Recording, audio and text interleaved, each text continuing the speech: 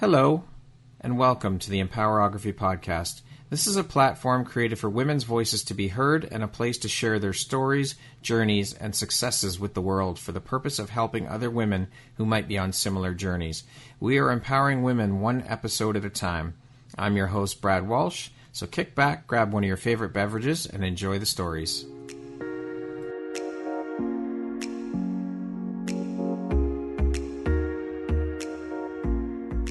If you're looking for jewelry that makes an impact on your self-care routine and your style, Empowerography would love to offer you a discount code to one of our exclusive partners, Quartz and Canary Jewelry and Wellness Company.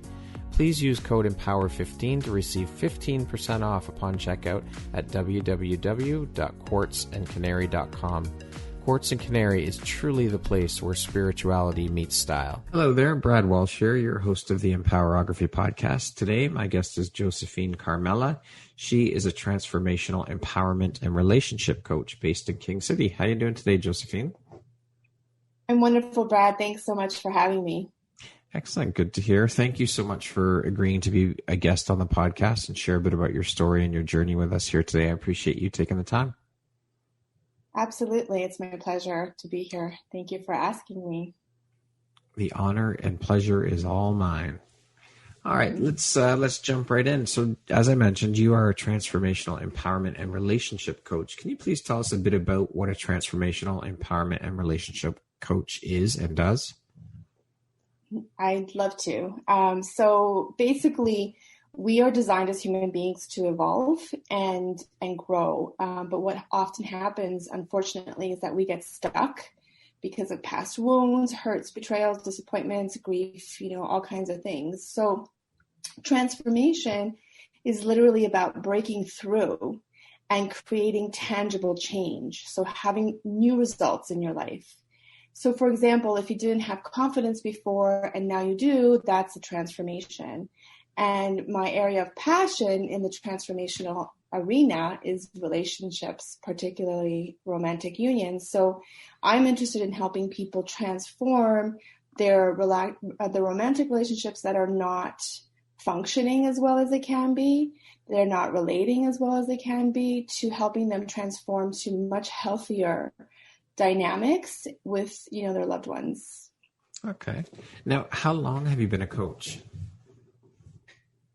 So I've been a coach for just over 10 years. And why did you decide to go this route with your coaching business, focus on empowerment and transformational relationship coaching? So I've always been a lover of love, very romantic at heart. It just seemed like the natural progression for me because it's so near and dear to my heart. And since I was little, I could remember being fascinated by how people treated each other. And in my family of origin, there was a very big gap between me and my two older brothers. Okay. They were a lot older than me. So I kind of felt like an only child. And even, I come from an Italian family, so we had lots of cousins and relatives, yes. But I didn't have too many that were close in age. So, they were either a couple years older or a couple years younger. So whenever we would gather in these big, gatherings, I found myself being the observer. And I would observe, dynamics, how people, reacted to each other and how they, were mingling with each other. And it just became something that I was fascinated about. And I especially like to watch people interact around conflict, like how, they would respond. And for some reason, I guess it's my calling, I had the ability to understand what people were feeling underneath the conflict. And I understood, from very early on that the pain that they expressed was stemming from something else. And they really needed something else. There was like an unmet need.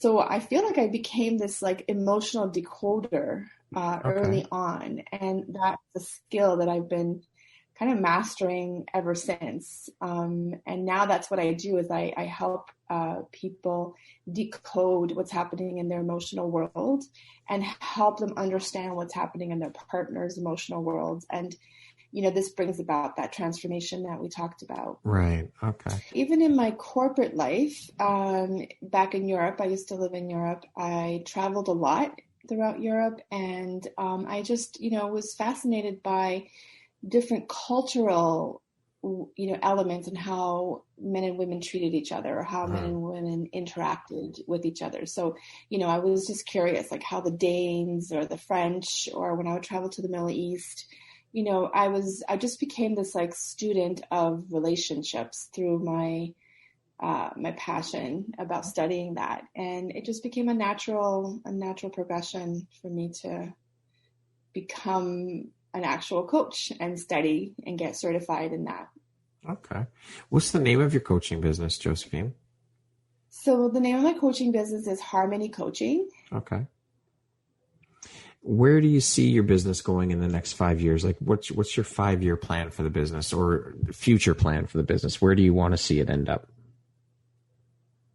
Yeah, so I think I've already been in a big transition because of COVID. I used to do a lot more in-person trainings and workshops, and I would see people in person as well. So now I feel like I'm pivoting to taking things online. So, and it's been wonderful because I could reach more people. So I would see myself developing more and more programs, doing more group work rather than one-on-one, not as much one-on-one, and just to be able to reach more people.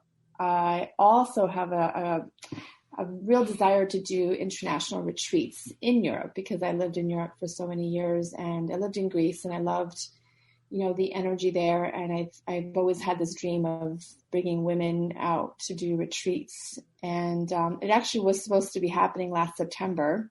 Drastic COVID. But due to COVID, they kind of put a kicker in those plans. And so I see myself resurrecting those when we're allowed to move around the world again. And definitely working more towards, like, I do healing movement workshops, because I like to connect to their inner power through their bodies. Mm-hmm. And definitely having a program for teenage girls, because what I see now in my practice when I work with women is that these beliefs they've carried around with them, these self-limiting beliefs, or these hurts and wounds they've carried around, have been in existence since they were little. Yeah. So how amazing would it be to be able to reach, young girls early on and just process those self-limiting, decisions that would, cause them to not really follow their aligned path. Mm-hmm. It would save them so many years of struggle. So exactly. Yeah. Set them on the right path early. I mean, I think that's part of the responsibility as parents, that we try to eliminate or help eliminate these self-limiting beliefs by instilling the values of the fact that they can do anything they want in life, and positive reinforcement needs to start from a young age. So I think that's brilliant. It's a brilliant idea. I think it's definitely necessary.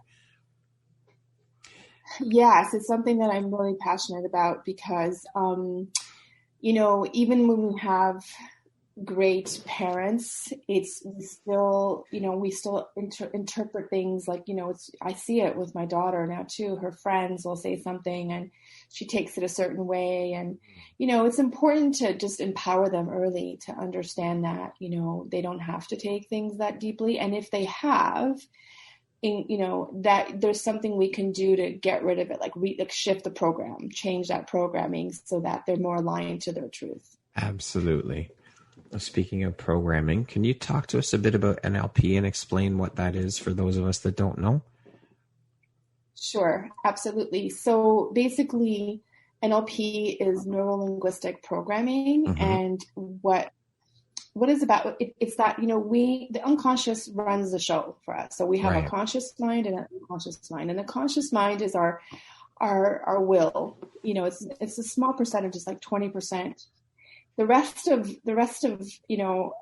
is governed by our unconscious mind. And so the programs, the programs that we have in there is basically what's creating our life and creating our decisions and creating our results. So the majority of us are operating on really old programming that was instilled when we were quite young for various different reasons. And just like, when we upgrade our phone or iPhone or to a better, a better version, we don't do that with our brain. And we're running on like Commodore 64 programming. So NLP literally, goes in there and helps someone to rewrite old programming that is not serving them for where they want to go. Interesting. Okay. If somebody wants to feel more worthy for themselves or to have more confidence, then, we can only use willpower to a certain degree, and we're not going to get longevity in our results. But with neuro-linguistic programming, we go in there and we're able to actually overwrite that program and, go back to the beginning of where it happened and, why it's there. We learn a lesson and then we literally, we reprogram it. So you're not attached to this old belief that's not serving you. Okay. Now, I read that you follow principles of somatic psychology for a body, mind, spirit, emotion, holistic approach to enable transformation within your clients. Can you explain a bit about this and your approach to working with your clients? Yes. So NLP is, our thoughts and our programs in our mind. There's another aspect to my work that is just as powerful, and it is going through the body and helping women to connect to their innate body wisdom, because the body is the place where we metabolize our feelings. And when we allow the body to speak to us by giving attention to the body and focusing and tapping inward, this helps us heal a lot faster. It helps us break up that emotional clogging, let's say, because all of our systems are interconnected. So we're body, mind, spirit, and emotion. So you can't separate and work just on the mind without affecting, the other systems. So it's another gateway, and it's very, very powerful.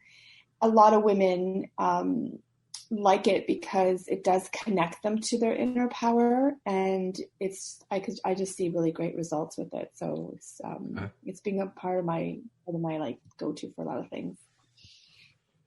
Now, you co-authored a book with New York Times bestselling authors Marcy Shimoff, Chris and Janet Atwood. Can you talk a bit about the book and the experience of co-authoring with these people? Yes, that was such an incredible experience in my life. I could say it was definitely life-changing because prior to that experience, I had an inkling of what I wanted to do. I was still, kind of one foot in the corporate world, 9 to 5, thinking I should go back and do something like that. The other part of me was like, I should go off on my own.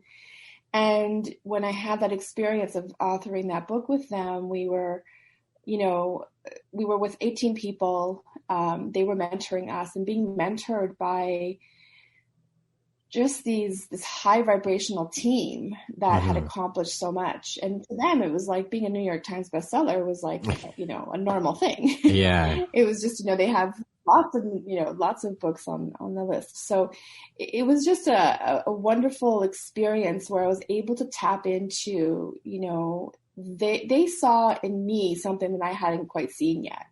So it was through this mirroring that I was able to see myself in a different way. And I really stepped into, my leadership around, my inner beliefs and my inner purpose, let's say. And they're wonderful. I mean, Marcy Shimoff was Jack Canfield's protege at one point, and lots of people know him from Chicken Soup for the Soul, and she co-authored the Chicken Soup for the Woman's Soul with him. And and Chris and Janet, they created the Passion Test, and that's something that's used globally. And she's, Janet has shared the stage with the Dalai Lama, so.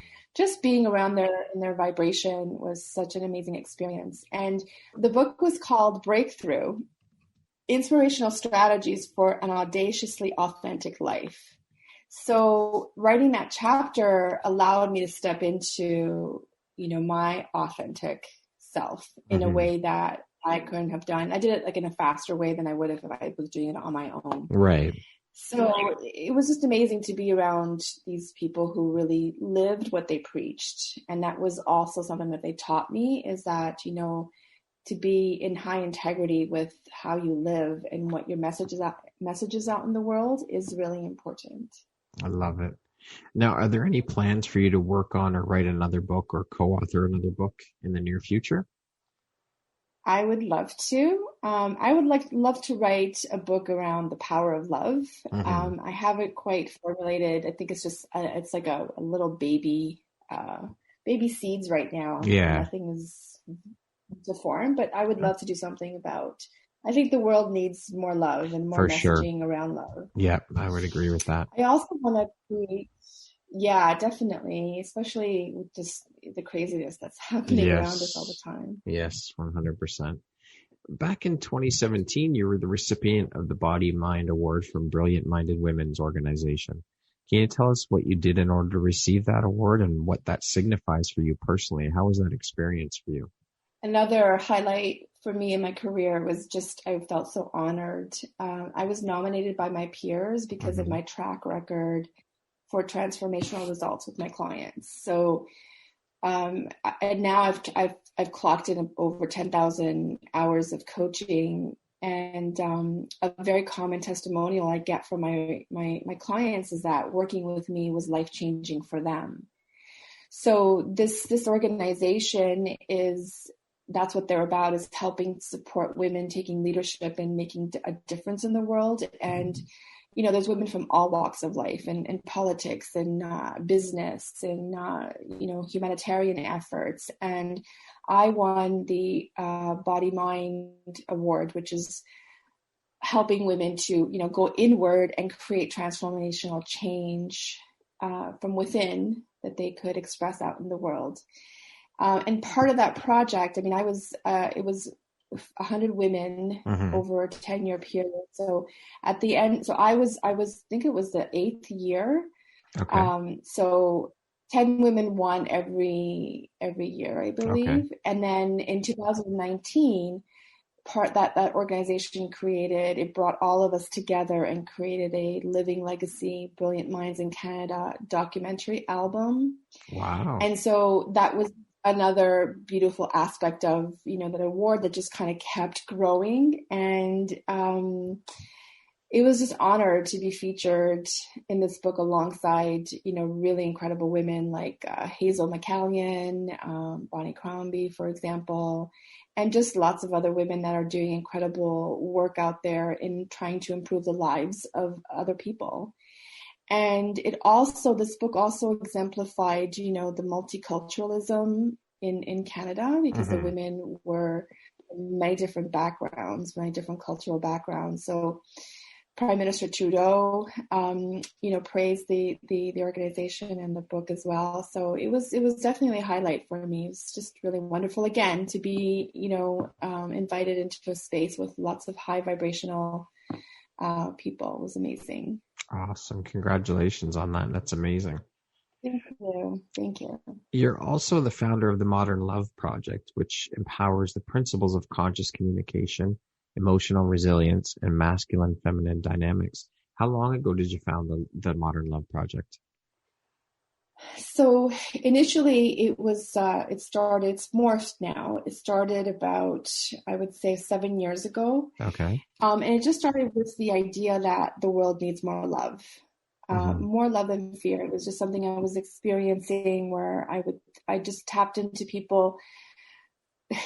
Everyone that came through my door was like coming from a place of fear. And I was like, well, how can we on a grander scale, inspire people to have hope again and love?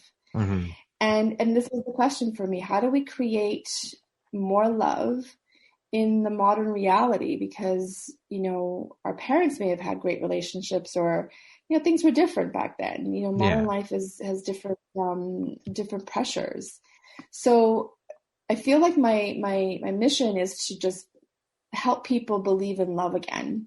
And I thought, well, okay, that's something that is what it is, but how do we create this belief in the modern reality? Because relationships don't have deadlines. Our mortgage has a deadline, our, getting the kids to school has a deadline, paying our bills has deadlines, work, has deadlines, but our relationships don't. And so when we don't have, deadlines in that way, we tend to put them on the back burner, and relationships, then suffer. And when a relationship suffers, it's now we're living from a space of not being in our fullest potential. And how do we return to love? And that was the idea. That was just basically the impetus for wanting to help people believe in love again and transform not only their own self-limiting beliefs about love, but their actual relationships. Mm-hmm. And now it's morphed into Live Your Best Love, which is a program that I'm developing. It's my process that I help either a woman go through who wants to reconnect with her partner, or a couple. Mm-hmm. We work through these principles on helping them reconnect to themselves, because healthy relationships are part of a healthy life. It makes sense. It's logical. When you have stress in your relationship, you're physically, emotionally, mentally stressed. You don't feel safe. So yes, you're living, but you're living not at full capacity. And they've actually done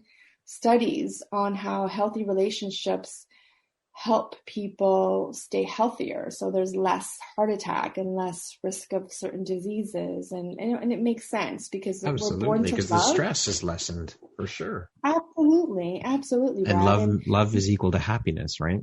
Yes. And we're born to love. We're born to love and be loved. So we try to convince ourselves that we don't need it. And, in this modern reality, it's all kinds of, ways of, but the fact is that, we do somehow on some level, we do need it. And it does help us.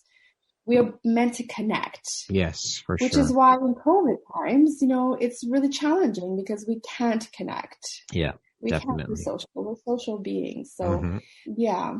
What do you think your unique skill set or superpower is that's helped you become successful? So I would say that my superpower or my unique skill set is, I would just say that it's tenacity and an unbreakable conviction that we're all here for something more, that we have more power within us than we may realize. And I think that one of the things I can do really easily is see a person's higher potential. And, I was able to do this on some level since I can remember. And I think this is part of why clients trust me, is that I can hold that vision for them, and I can hold that space for them to rise into. So I can see their higher self and, help them get through the struggle, the things that are kind of like blocking that from emerging. So I think that's how I get results, or that's why, people can say that they have a life-changing experience.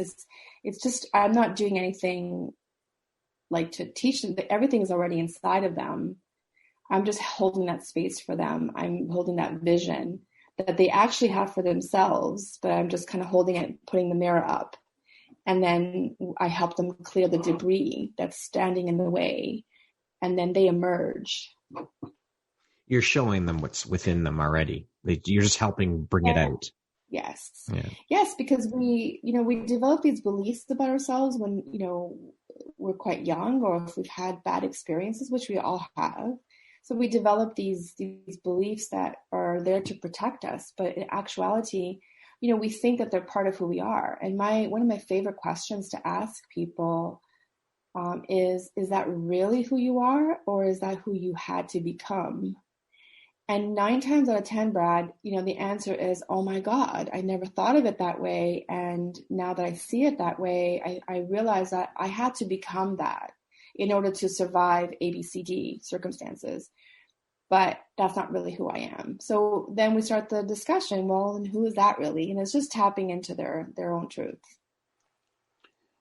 To date, what would you say is your biggest high or your greatest win? So definitely receiving my award and being honored in the Living Legacy documentary album. It's something that, it's a really beautiful album.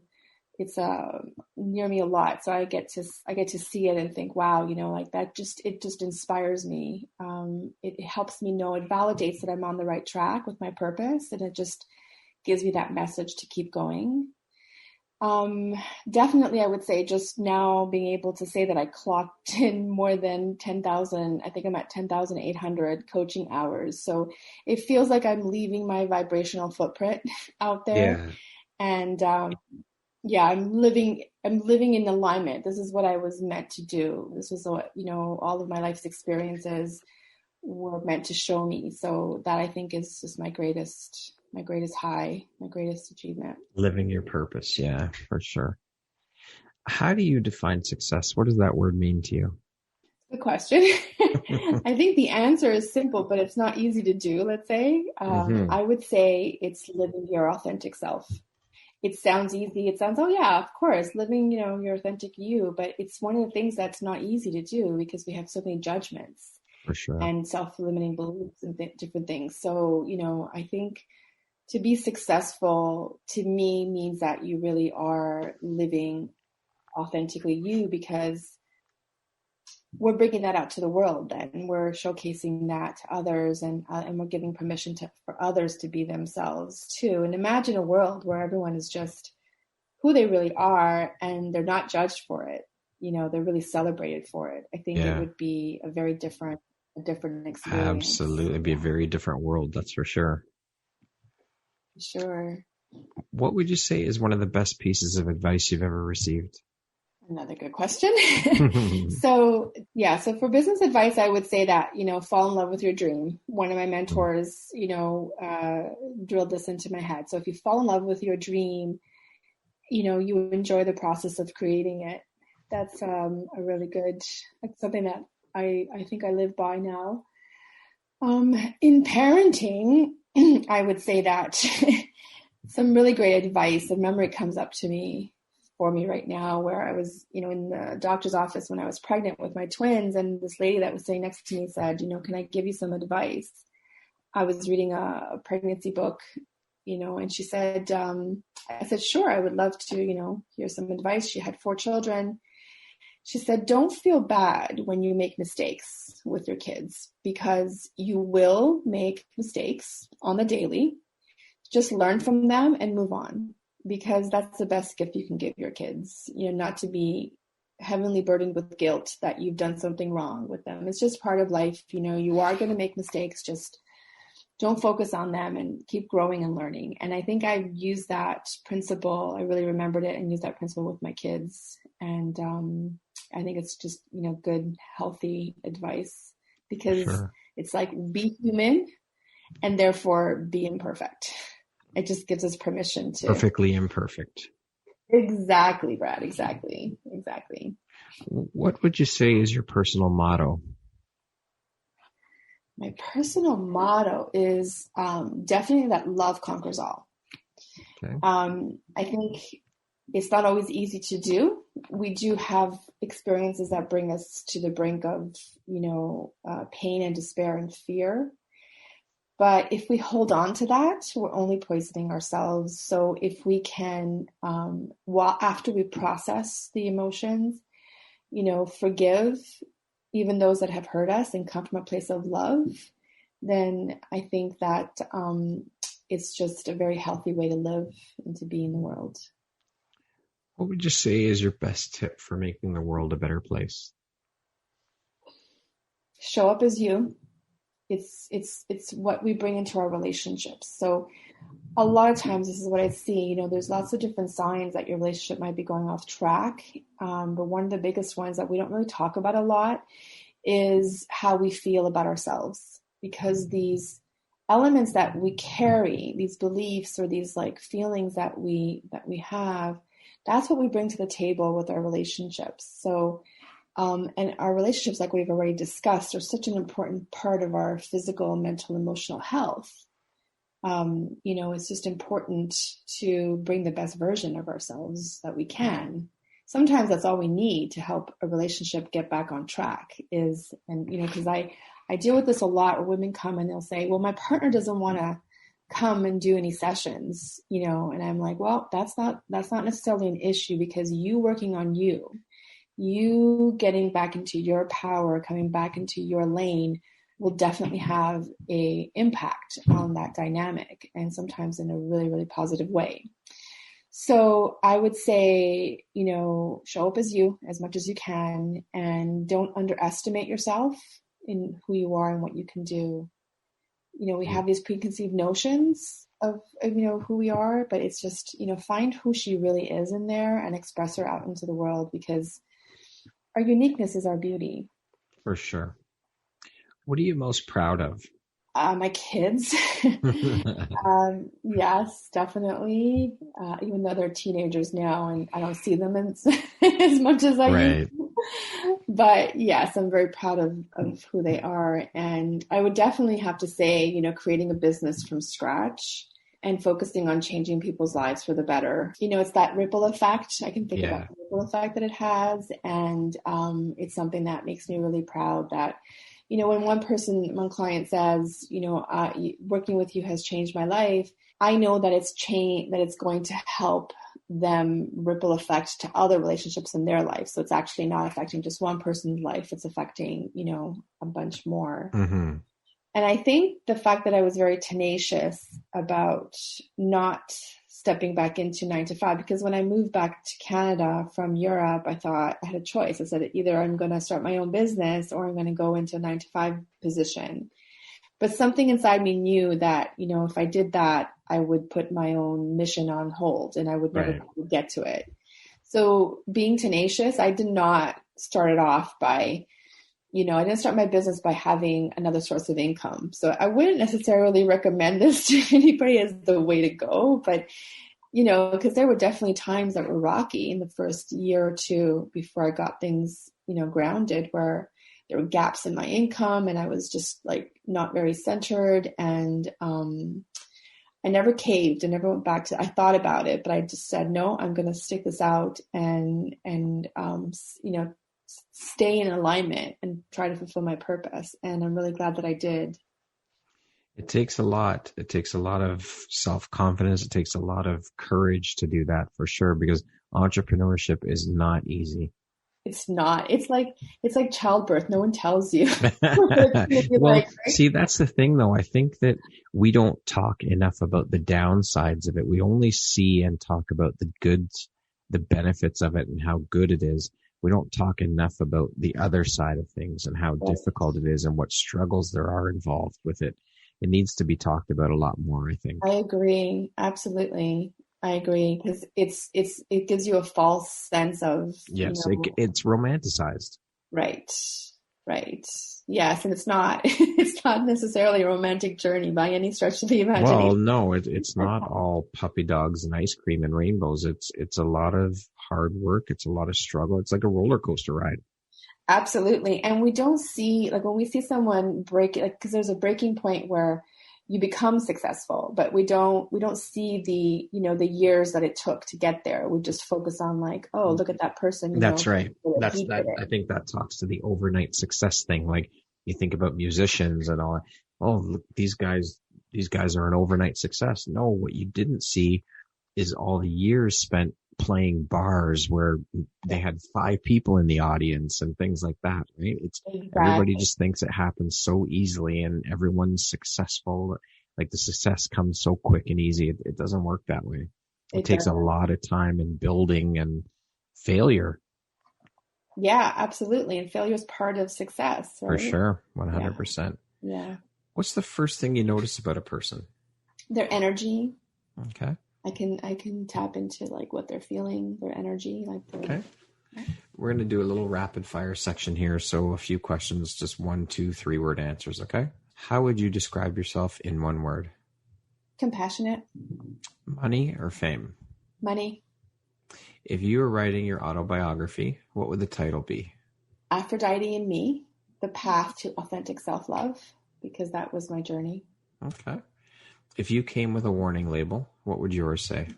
Mine would say that you will change when you're around me, so be ready to up level. What's the first thing you think when I say the word future? freedom. Would you rather be able to dance like Michael Jackson or sing like Freddie Mercury? Can I do both? Sure. I'd love to. If you had to choose one, though, which one would you choose? I would say dance. Yeah, that's so much more my essence. If you could teach the world one thing, what would it be? Again, I think it's coming from a place of love in all that you do. So you're not poisoning yourself. And people are human. We make mistakes. We learn from them. We grow. And not to judge ourselves or others too harshly. If you had a theme song that played every time you walked into a room, what song would that be? I would have to say Scars to You're Beautiful by Alessia Cara, because it's such a powerful message. That's the main message I always tell my clients is, bring you. You're perfect the way you are. Okay, that concludes our rapid fire section. What does the word empowerment mean to you, Josephine? The word empowerment means being in alignment to your divine code. Which is really about being your authentic self. I believe that we each have, our own divine essence, and it's coded, and it's just about being, learning to be in alignment with that. Okay. What's the most recent investment you've made in yourself? Definitely coaching. I'm like this avid personal development junkie. So I'm constantly investing in, learning more about myself. Doing, now it's been a lot of business investment. So I just recently invested with marketing to do some branding, to, do some more, because now I'm going online, and it's a whole new world. Talk about that entrepreneurial journey. Very different language. Yes, absolutely. The world has shifted, and we need to, as entrepreneurs, shift with it. Otherwise, you're going to get left behind. Yeah, absolutely. And it's also a good thing. I mean, we can definitely reach a lot more people than we were for sure before. So there's definitely a massive positive to that. Yes. It's just a new language to learn. That's what it feels like. Exactly. Like learning Greek or something. But learning's good, though. You expand your knowledge, and it benefits you, and it also benefits your clients. Absolutely. Absolutely. What would you say is one of your favorite entrepreneurial books? I would say that it's The Science of Getting Rich. It's because it talks about how we co-create our results in life, and it takes this energetic perspective on money, which is really up my alley. I'm very spiritually oriented to creation, and money to me is energy. And so the book talks about, there being a field of energy out there that we can impress upon to mold and shape our desires to come into form. And that's just something I read that, and I tried to implement that, and it works. It's great. Yeah. And who's the author of that book? Wallace D. Wattles. Okay. All right. Well, I'll have to look that one up for sure then. If you could go back and give your younger self one piece of advice, what would that piece of advice be? I would tell her to have more courage to show up authentically. And that was a hard thing for me to do, because I had so many rules and regulations coming from Catholic Italian background. But I would say, seek out people who can help you do that. I believed for the longest time that I needed someone else's permission to say, they had to say, okay, you go ahead and you can be you. And it took me so many years to learn that that's not true. We give ourselves permission. So that if I could, given myself that advice, I think things might have been a little bit different. Mm-hmm. Lastly, Josephine, if you were to deliver your last 30-second speech to the world, what would that last 30 seconds sound like? Wow. What comes to me now is kind of like a metaphor. Just like, every star in the night sky is distinctive, and each snowflake is different. Each of you are unique, and it's actually that uniqueness that is the beauty of your beauty. So have the courage to let go and release and heal whatever layers are standing in the way of being the most authentically expressed version of you. Because, you bring you into every relationship, and you have in everything that you're here to do. So you're bringing yourself into your relationships and out into the world, so the more you are, the better. Beautiful. I love it. Josephine, thank you so much for taking the time to be here today and share a bit about your story and your journey, impart your wisdom onto us. And I've learned a lot. So thank you very much for educating me. I appreciate you taking the time to be here, and you are now part of the Empowerography community. So thank you for being part of the community, and I appreciate the work you're doing, and I appreciate you. Thank you, Brad. That's such a wonderful to hear your words. It's so beautiful. Thank you for honoring me to, have me on your podcast. It's really nice. It is my pleasure and my honor. So thank you. You're very welcome. Once again, my name is Brad Walsh, host of your Empowerography podcast. Today, my guest has been Josephine Carmela. She is a transformational empowerment and relationship coach based in King City. Thanks so much, Josephine. Have an amazing rest of the day. You as well.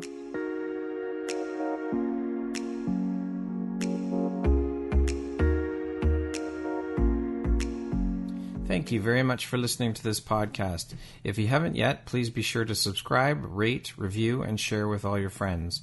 You can find me at viseuphoria.ca and follow me on Instagram at Empowerography Podcast and on Facebook at Empowerography.